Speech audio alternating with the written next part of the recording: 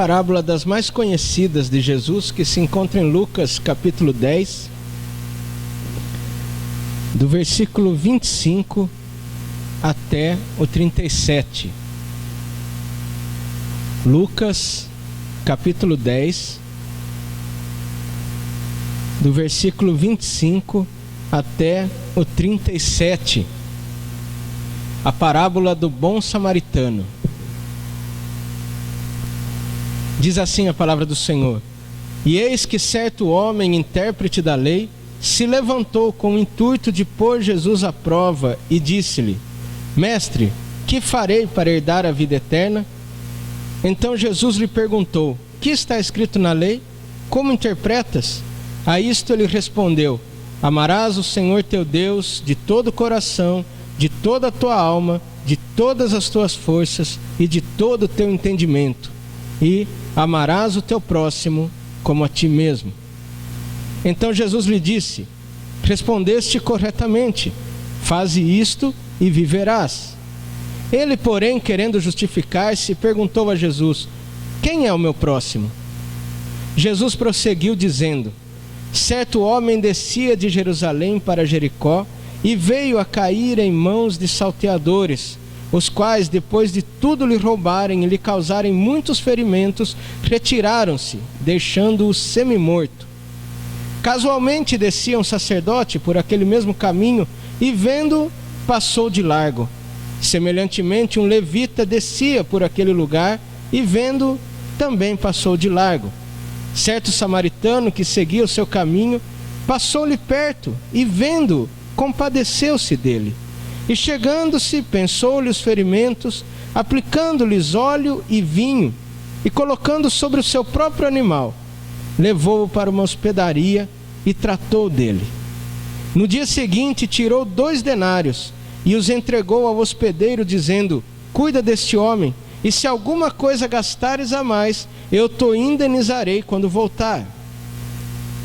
Qual destes 3 te parece ter sido o próximo do homem que caiu nas mãos dos salteadores? Respondeu-lhe o intérprete da lei: O que usou de misericórdia para com ele. Então lhe disse: Vai e procede tu de igual modo. Vamos orar mais uma vez. Senhor nosso Deus, ilumina as nossas mentes, abra os nossos corações, usa-me como instrumento da tua palavra, Senhor, pelo teu Espírito Santo, a ensinar as tuas verdades. Em nome de Jesus, amém.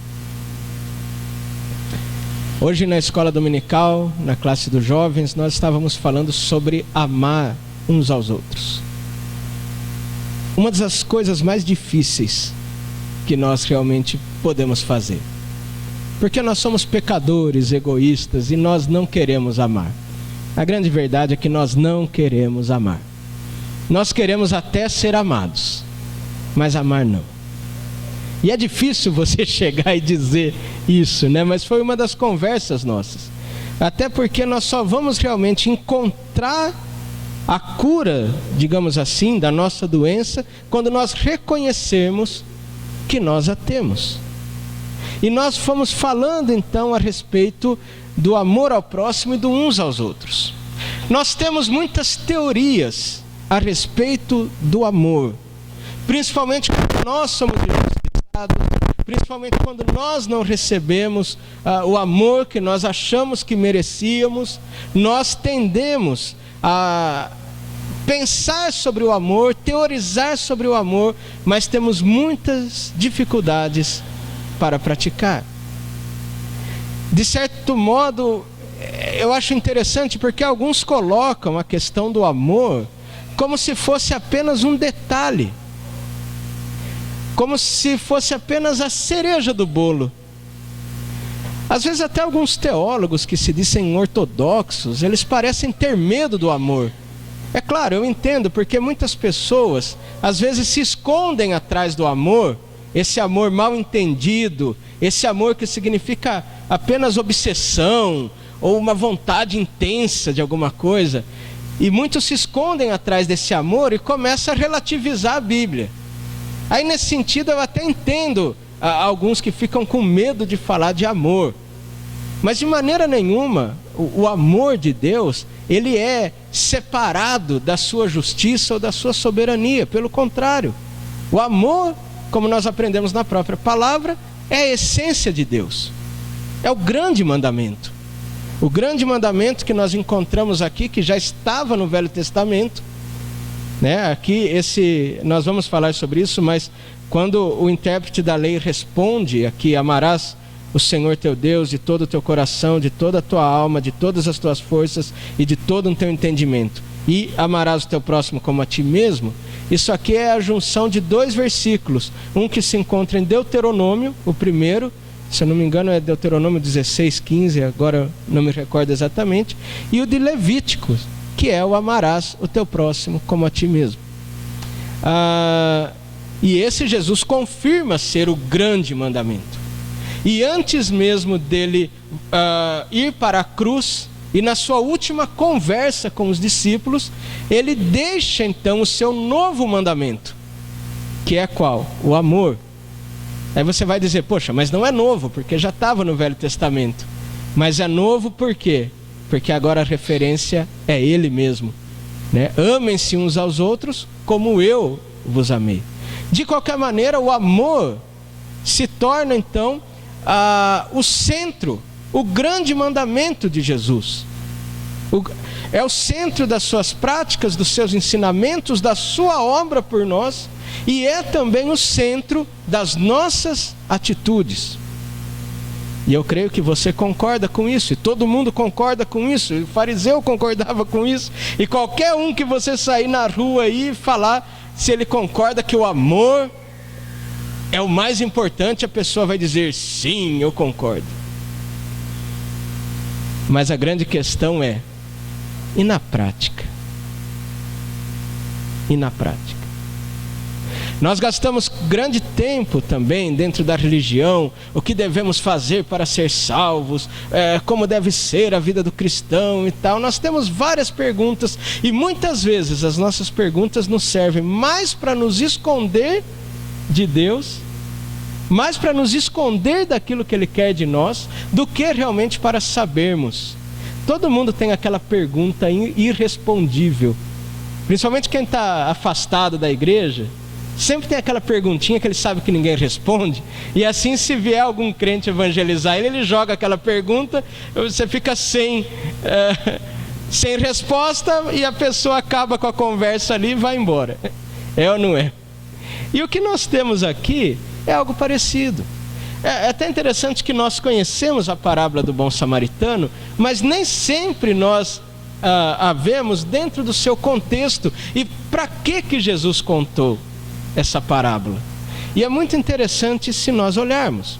E a palavra nos diz, então, que certo homem, intérprete da lei, se levantou com o intuito de pôr Jesus à prova.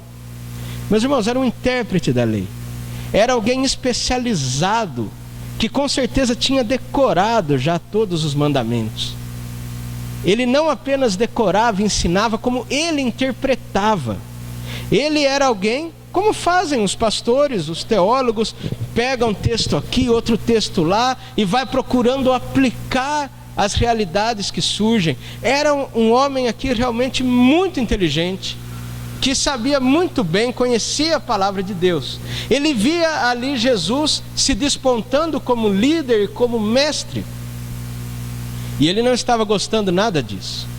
A gente sabe que, seja dentro da religião, seja dentro do serviço, da escola, a competição sempre foi muito grande, o ciúme sempre foi muito grande. E eu imagino ele ali, né, um intérprete da lei, talvez renomado, vendo aquele homem de Nazaré querendo se passar por mestre, e curiosamente sendo mais ouvido do que ele, né? Quanta gente buscava Jesus. Então ele foi no meio dessa multidão, e é interessante você notar que Jesus sempre estava pregando ao ar livre. Qualquer um poderia vir, ouvir, seguir ou perseguir a Jesus. Qualquer um ali podia pedir uma cura, como podia acusar Jesus. Era um negócio assim, livre, né? Totalmente solto, interessante. E numa dessas ocasiões, esse intérprete estava lá também e se levanta com o intuito de pôr Jesus à prova. É interessante que essa pergunta que ele está fazendo aqui não é porque ele tivesse dúvida, não é porque ele queria saber realmente como se herda a vida eterna. Essa pergunta era para pôr Jesus à prova. E eu falei a respeito de, às vezes, quem está fora da igreja sempre tem aquela pergunta irrespondível, mas nós também somos assim. Nós também jogamos várias perguntas, às vezes, que na verdade nós não queremos a resposta. Na verdade, elas servem para nos manter afastados, para nos manter frio, elas servem para nos manter distante do compromisso que nós temos que colocar. Todos nós temos essas perguntas. Por que Deus então age assim? Mas por que Deus não respondeu aquela oração? Por que Deus então colocou esse desejo no meu coração? Por que Deus não colocou o desejo no meu coração? Não é? A gente tem um monte de artimanha, a gente tem um monte de artifícios que a gente usa. Com qualquer pessoa que a gente vai conversar e pergunta, poxa, por que você não se envolve mais? Porque eu não sei se é da vontade de Deus. Você não sabe se é da vontade de Deus que você prega o evangelho? Você não sabe se é da vontade de Deus que você seja santo, justo e honesto? Você não sabe se é da vontade de Deus que você ajude o próximo? Eu digo, é da vontade de Deus. Eu acho interessante pensar aqui sobre qual o intuito das perguntas que você faz. É realmente porque você gostaria de saber, ou é muitas vezes para não saber? Como no caso do intérprete. Um modo apenas de colocar Jesus numa prova. E então ele vem, mestre. Tá bom que ele acreditava que Jesus era mestre. Mestre, que farei para herdar a vida eterna? Ora, Jesus pregava tanto sobre vida eterna, ele queria saber. Queria? Não queria. Ele queria mostrar que sabia. Então Jesus sempre é de uma sabedoria incrível, né? A isto ele se vira, então, o que está escrito na lei? Como você interpreta? Olha que legal, ele não era o intérprete da lei, a vida dele não era trabalhar com a lei, e ele usa então isso, olha, o que está escrito na lei, como você a interpreta, já que você é o intérprete da lei? E a isso então ele respondeu, acho que ele se sentiu desafiado, acho que ele queria mostrar que ele realmente era um intérprete, e a isto ele responde: amarás o Senhor teu Deus de todo o teu coração, de toda a tua alma, de todas as tuas forças e de todo o teu entendimento, e amarás o teu próximo como a ti mesmo. Ele conhecia muito bem, meus irmãos, e a escola dele, essa linha de rabinos na época, tinham pegado essa definição como um mandamento que resume todos os outros mandamentos. E são palavras bonitas, como eu disse, uma se encontra lá em Deuteronômio 6:5, a primeira parte, e a outra em Levítico 19:18. Ok, então a coisa está resolvida. É bíblico, está interpretado. E a resposta de Jesus aqui, ela é maravilhosa. Ele simplesmente diz: respondeste corretamente, faze isto e viverás. Simples assim. Pronto, podia ter acabado a conversa, voltado para casa. Né? Deu certo já. É bíblico, está certo, respondeu corretamente, pronto, não tem mais o que me perguntar, não tem mais o que me pôr à prova. Vai, cumpre isso e pronto, você vai viver. E eu já começo a perguntar, será que alguém consegue cumprir isso na íntegra? Será que alguém realmente cumpre esse grande mandamento? Algum dos intérpretes da lei, dos fariseus? Quem será que cumpriria isso? Você nota que Jesus, apenas com uma pergunta, ele desarma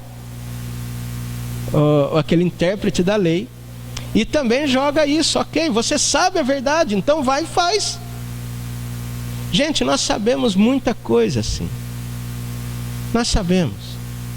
Pelo menos aquilo que é o básico, que Deus já nos colocou, nós sabemos. Todos vocês aqui. Todos já frequentam a igreja há um certo tempo. Ouvem desde criança muita coisa.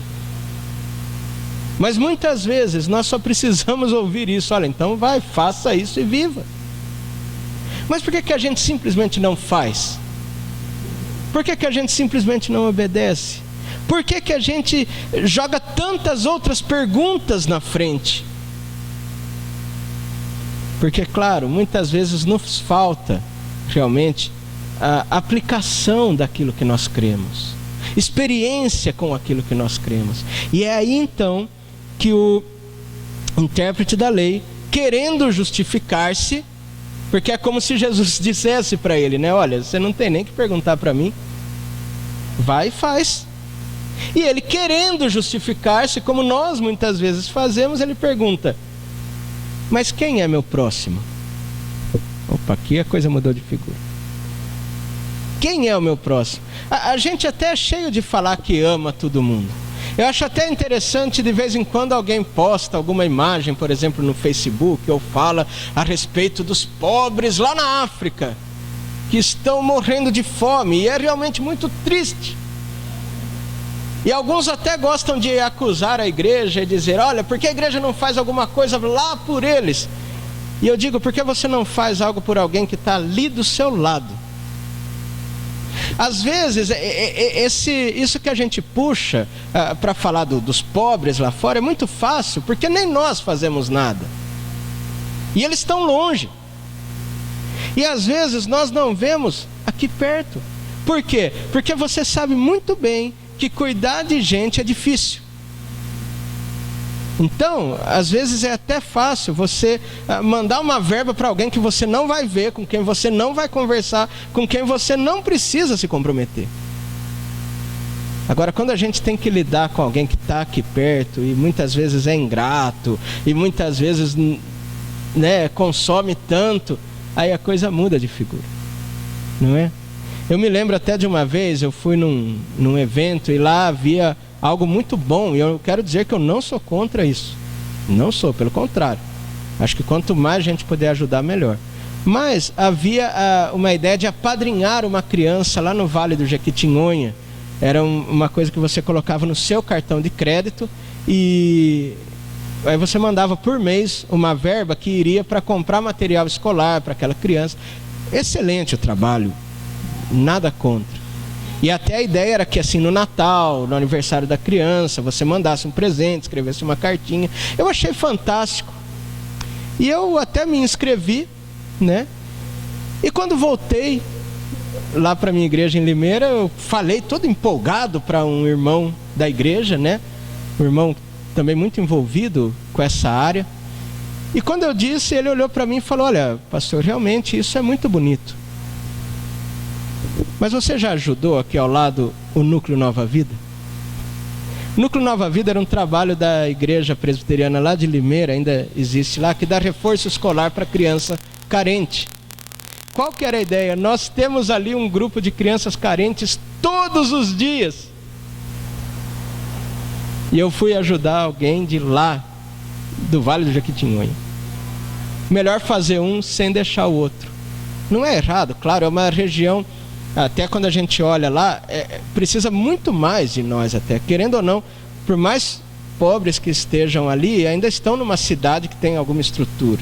Não é errado ajudar, mas o que ele quis mexer comigo é essa questão do quem é meu próximo. Porque muitas vezes o nosso próximo é um próximo idealizado. A gente imagina um próximo. E muitas vezes a gente imagina um próximo para a gente amar e para a gente ajudar, mas aquele que está aqui perto de nós mesmo a gente não ama. Por quê? Porque quem está perto de nós nos incomoda muitas vezes. Aí a gente prefere idealizar esse próximo. Aqui a ideia desse intérprete da lei era mexer com Jesus também sobre uma prática que Jesus tinha. Jesus andava com os pecadores, com as prostitutas, com os publicanos. Jesus era visto como um glutão e beberrão que andava com os pecadores e que ensinava o amor mesmo a essas pessoas.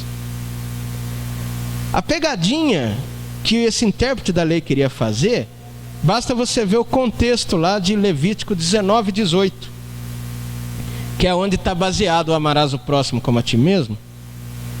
Dá uma olhada lá em Levítico 19:18.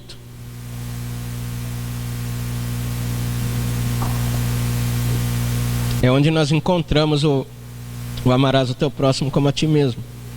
Ele diz: não te vingarás, nem guardarás ira contra os filhos do teu povo, mas amarás o teu próximo como a ti mesmo. Eu sou o Senhor. Você viu a ênfase aqui de Levítico? É contra o filho do seu povo. Por quê? Em Levítico, realmente, o povo estava sendo estabelecido, e era importante que esse mandamento também desse coesão ao povo. Olha, ame o teu irmão como a ti mesmo. Só que daí o que acontece? Na época de Jesus, e olha como que as coisas acontecem na nossa mente, é muito sutil.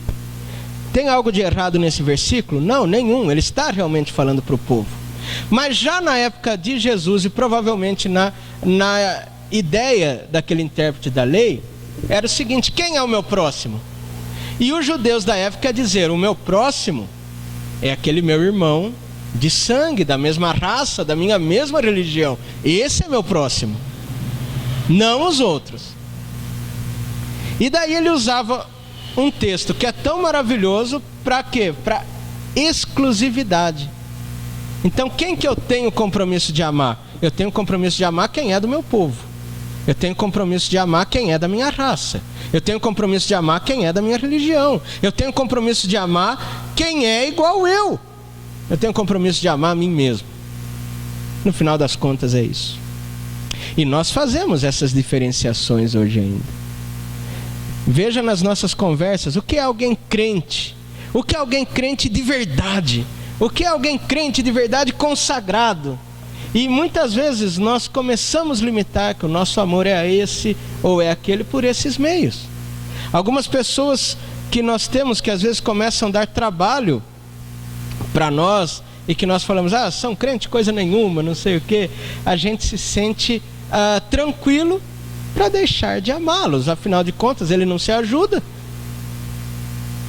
Outro dispositivo que os evangélicos têm usado muito é dizer que alguém é do diabo. Aquele lá vendeu alma para o diabo. Aquele lá é do diabo. A hora que você faz isso, o que você está dizendo na verdade? Que eu estou desincumbido de amar aquela pessoa e que eu posso derramar todo o meu ódio sobre ela. Afinal de contas, ela é do diabo. Então eu tenho que destruí-la, eu tenho que lutar contra ela, eu tenho que acabar com a vida dela porque ela é do diabo. Gente, que cristianismo, que Bíblia que essas pessoas leem? Esses dias eu ouvi algo terrível a respeito de um travesti. Estava num ônibus e alguém chegou e encostou atrás desse travesti e começou a abusar desse travesti. Até que do travesti, então, ele reclamou e falou: o que é isso? Né? Começou a brigar. E alguém que estava sentado no fundo, não sei se de alguma religião ou não, disse: e você então que é travesti, você tem mais é que aguentar isso daí mesmo, não é isso aí que você gosta? Não? Começou a dizer que aquele travesti deveria mesmo ser importunado, não tinha direito nenhum pelo fato de ser travesti. E ali começou uma briga que inclusive o travesti chegou a ser jogado para fora do ônibus, se machucando todo. Mas aí então uma pessoa passou, parou, ajudou a levantar, pegou o celular, ligou para a mãe do travesti. Agora, infelizmente eu não sei se tem religião de ninguém nessa história, mas às vezes qual que é a mentalidade? Ser homossexual ou ser travesti é coisa errada. E se ele está no erro, então ele não tem direito nenhum, ele não merece nada. A gente não pensa assim às vezes? Se essa pessoa aí não sei quem vendeu a alma para o diabo, então você tem que massacrar essa pessoa a vida toda. Que coisa mais sem noção. Primeiro porque eu nem acredito nesse negócio de vender alma para o diabo, porque por que o diabo vai pagar por uma coisa que já é dele? Nós sabemos que todos pecaram e todos estão destituídos da glória de Deus. Mas você vê quantas artimanhas nós temos para não cumprir o mandamento. Por isso nós acabamos fazendo como ele. E ele diz, ok, eu entendo que nós temos que amar a Deus e ao próximo. A questão é, quem é meu próximo? Quem é meu próximo? Ou seja, quem eu deixo se aproximar de mim? Quem está perto de mim? São os meus irmãos de raça? São os meus irmãos de sangue? Quem são? E com isso ele poderia até pegar Jesus e dizer, olha Jesus, se nós devemos amar o filho do nosso povo, por que você fica andando com esses pecadores? Ah, meus irmãos. Aí Jesus, você vê que ele nunca responde diretamente, né? Jesus, ele usa de uma sabedoria e ele joga uma parábola. A parábola, ela é muito interessante, porque ela funciona como uma bomba relógio. Ela é colocada ali, porque é uma historiazinha, né? A pessoa então escuta. Ela é uma história bonitinha, né? Então entra lá dentro facilmente. Mas na verdade vai contando ali os segundos. A hora que o sentido dela explode lá dentro, aí a coisa faz diferença e aí a história já está lá. E Jesus então prosseguiu dizendo, e olha que ele está respondendo quem é o próximo do intérprete da lei. Então marque isso. Essa parábola Jesus está contando em resposta à pergunta dele, que era, quem é meu próximo? Então, ele diz, certo homem descia de Jerusalém para Jericó e veio cair em mão de salteadores, os quais depois de tudo lhe roubarem, lhe causarem muitos ferimentos, retiraram-se, deixando semi-morto.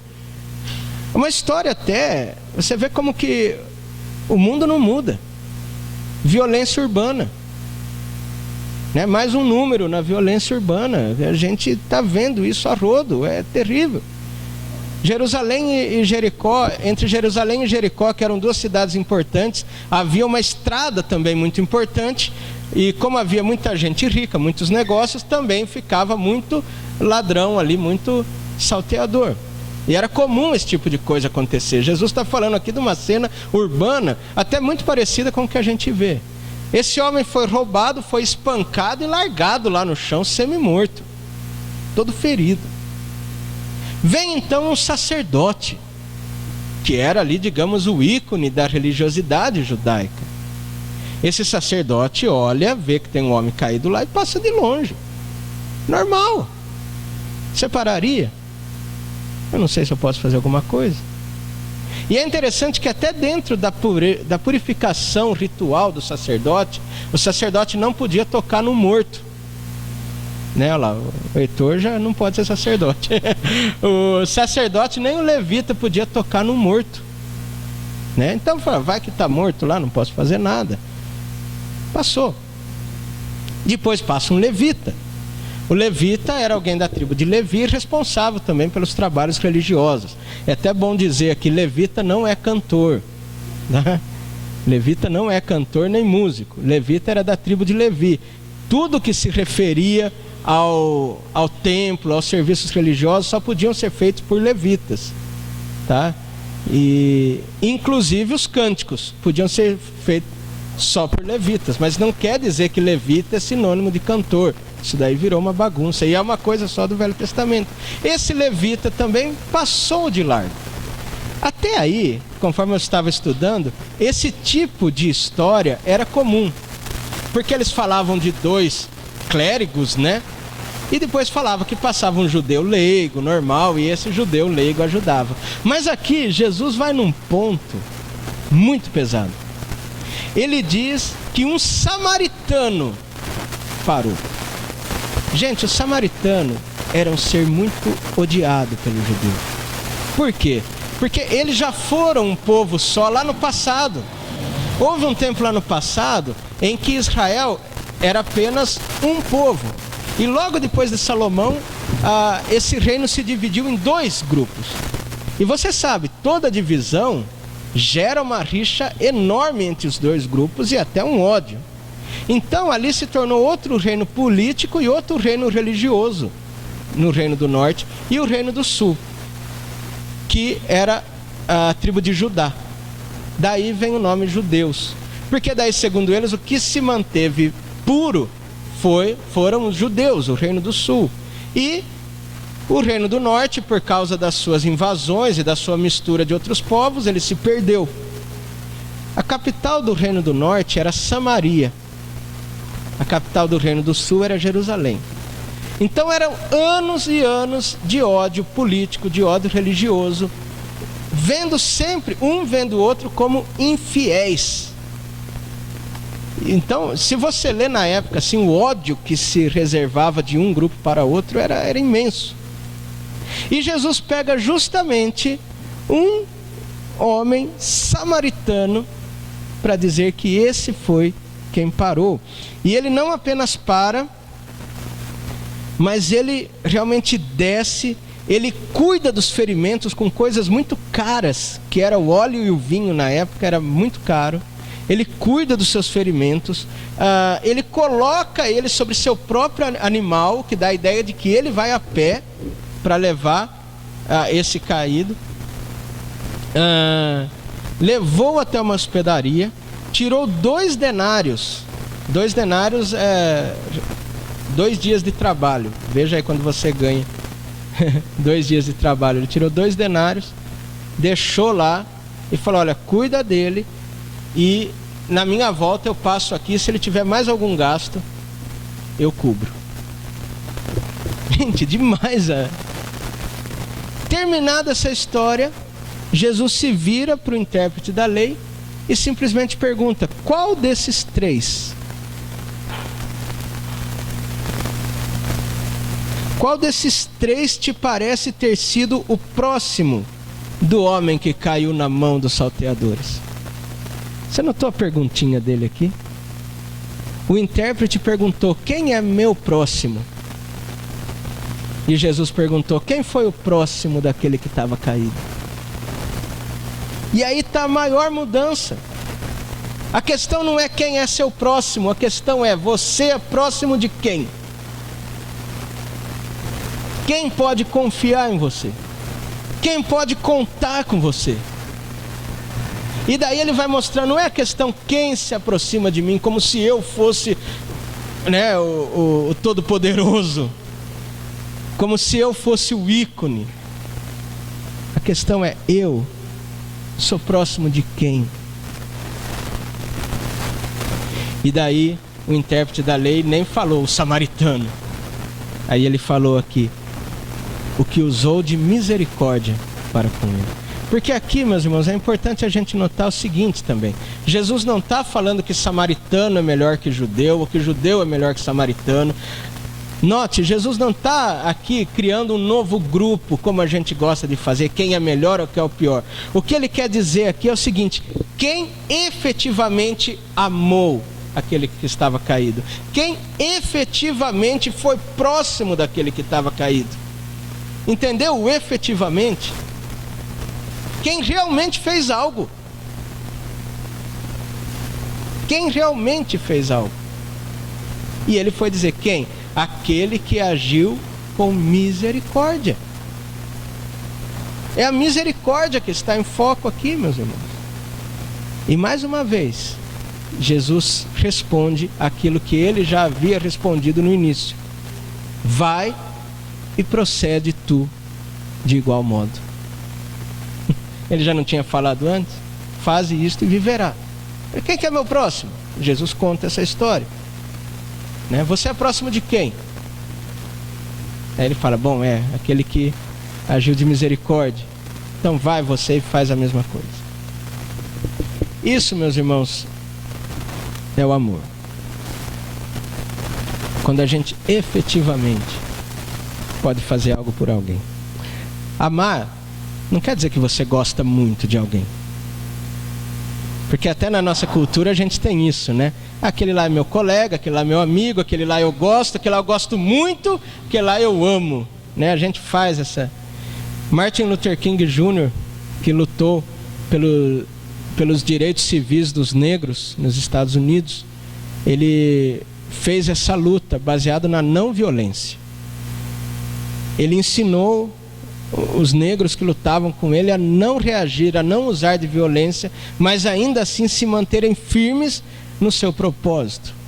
E ele tem um sermão maravilhoso sobre o amor, onde ele começa dizendo assim: Jesus disse para que nós amássemos as pessoas, não para que nós gostássemos delas. Eu achei isso tão interessante. Ele disse para que nós amássemos as pessoas, não para que nós gostássemos. Ou seja, é possível você amar, no sentido de prática, mesmo sem você gostar. Não é o que Paulo diz lá também? Se o teu inimigo tiver fome, dá-lhe de comer. Se tiver sede, dá-lhe de beber. Porque fazendo assim, amontoará brasas vivas sobre a sua cabeça. Jesus disse em outra ocasião: sejam misericordiosos, como misericordioso é o vosso Pai. E agora, qual é a pergunta que nós temos para Jesus? Que hei de fazer para herdar a vida eterna? Quem é meu próximo? Aqui está Jesus Cristo, aquele quem realmente nos viu também caídos, esbofeteados pelo pecado, pelo mundo, e desceu e nos salvou. E Ele agora é o nosso exemplo para que nós vivamos também como Ele mesmo viveu e como Ele mesmo morreu por nós. Essa é a nossa base, né? Esse é o caminho que nós tomamos para a nossa vida. Então que Deus assim nos abençoe, que nós possamos deixar de lado às vezes tantas perguntas que nos impedem de colocar o nosso cristianismo em prática, e que a gente passe realmente a amar como Jesus amou. Que Deus nos abençoe. Amém.